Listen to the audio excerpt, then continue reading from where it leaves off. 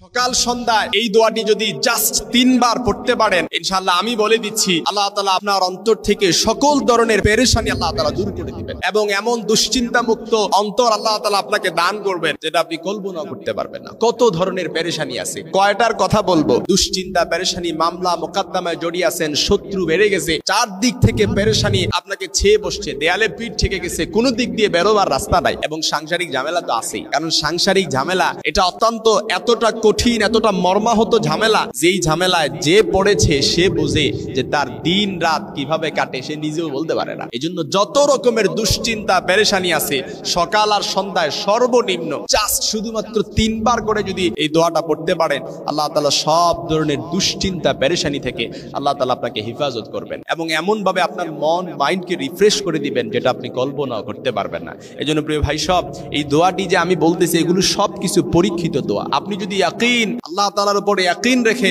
আপনি যদি ইস্তেকামতের সাথে এই দোয়াটি পড়তে পারেন, আমি একেবারে কনফিডেন্স রেখে বলতে পারি যে আল্লাহ তাআলা আপনার ডাকটা অবশ্যই শুনবেন। কারণ সকাল আর সন্ধ্যা যে ব্যক্তি সব সময় আস্তাগফিরুল্লাহ ইস্তেগফার পড়বে, ইস্তেগফার পড়ার কারণে আল্লাহ তাআলা তাকে সব ধরনের বিপদ আপদ থেকে তাকে আল্লাহ তাআলা হেফাজত করেন এবং এমন ভাবে হেফাজত করেন একেবারে বিপদ আপনার উপর পড়ে যাবে, এমন বিপদ থেকেও আল্লাহ তাআলা আপনাকে হেফাজত করবেন। চারদিক থেকে অন্ধকার, বেরোবার কোনো রাস্তা নাই, সেদিক থেকে আল্লাহ তাআলা আপনাকে বেরোবার রাস্তা বের করেন। সুবহানাল্লাহ বিহামদি।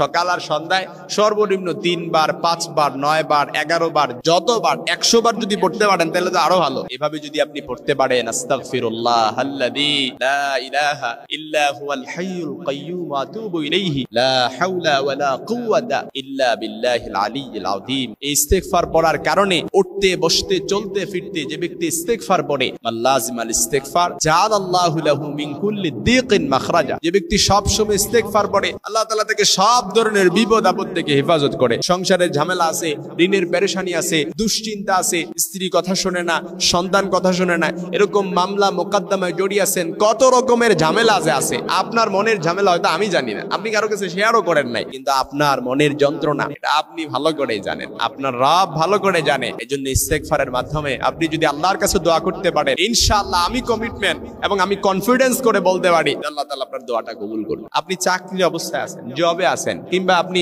রাস্তাঘাটে চলাচল করতেছেন, জায়নামাজে বসে যে আপনি দোয়া পড়বেন এরকম সময় আপনি পাচ্ছেন না, কারণ মহাব্যস্ত লোক আপনি। আমি তারপর বলি, আপনি যখন যেই জায়গায় আছেন ইস্তেগফার পড়েন। যদি পবিত্র শরীর হয়ে থাকে ইস্তেগফার পড়েন, আস্তাগফিরুল্লাহাল্লাযী লা ইলাহা ইল্লা হুয়াল হাইয়ুল কাইয়্যুম ওয়া আতুবু ইলাইহি লা হাওলা ওয়ালা কুওয়াতা ইল্লা বিল্লাহিল আলিয়্যিল আযীম। ইস্তেগফার পড়ার কারণে ফাকুল তুস্তাগফিরু রাব্বাকুম ইন্নাহু কানা গাফফারা ইউরসিলিস সামা আলাইকুম মিদরারা ওয়া ইউমদিদুকুম বিআমওয়ালি ওয়া বানিনা ওয়া ইয়াজআল লাকুম জান্নাতিন ওয়া ইয়াজআল লাকুম আনহার। অর্থাৎ ইস্তেগফার আমরা মনে করি যে এটা মনে হয় শুধুমাত্র তাওবার দোয়া, এটা মনে হয় শুধুমাত্র গুনাহ মাফের দোয়া। না, ইস্তেগফার এটা এমন একটা ফজিলতপূর্ণ বরকতপূর্ণ দোয়া।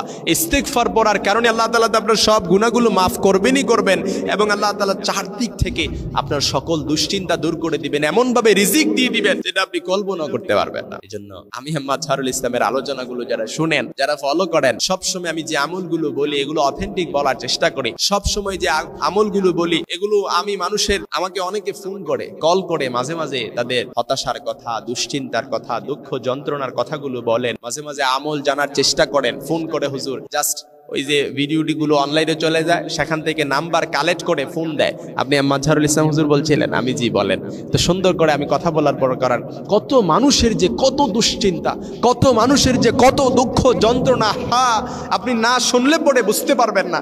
এজন্য যারা আমাকে ফোন করে আমি মাঝে মাঝে তাদের কথাগুলো শুনে আমি তাদেরকে সলিউশন করার চেষ্টা করি, তাদেরকে একটা অ্যাডভাইস দেওয়ার চেষ্টা করি। বেশিরভাগ মানুষের কথাগুলো শুনে যখন কোনো বিপদে থাকে আমি বলি, ভাই ইস্তেগফার পড়েন, ইস্তেগফারের চাইতে শক্তিশালী কোনো দোয়া নাই, ইস্তেগফার পড়েন। কারণ ইস্তেগফার এটা আমরা মাঝে মাঝে বলি না যে একের ভিতর সব, ইস্তেগফার হচ্ছে এটা হচ্ছে একের ভিতর সব।